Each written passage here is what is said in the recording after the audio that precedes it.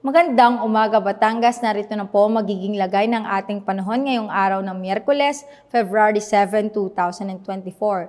Sa kasalukuyan po ay easterlies pa rin o yung hangin nagmumula sa karagatang Pasipiko ang patuloy pa rin nakakaapekto sa silangang bahagi ng bansa.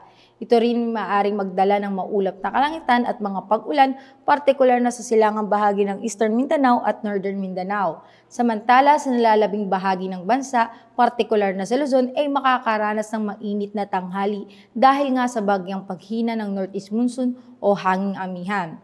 At wala rin po tayong sama ng panahon o low pressure area na namamataan sa loob at labas ng Philippine Area of Responsibility. Para naman po sa probinsya ng Batangas ay makakaranas po tayo ng mainit at maalinsangang panahon na may mababang tsansa ng mga kalat-kalat na pag-ulan. Sa Hilaga, Silangan, Timog at kanlurang parte ng Batangas ay may 1% tsansa lamang ng pag-ulan. Kaya paalala po natin sa magigiting na kabataan na uminom ng sapat na tubig upang dehydration ay maiwasan.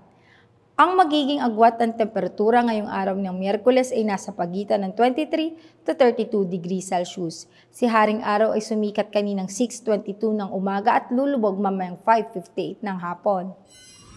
Kaya lagi po nating tatandaan, ligtas ang may alam at tulad ng laging paalala sa atin ni Governor Mandanas, laging maging handa, ingat at magiting. Mula po dito sa Batangas Provincial Disaster Risk Reduction and Management Office, ako po si Raven Rentasida nag-uulat. Magandang umaga po.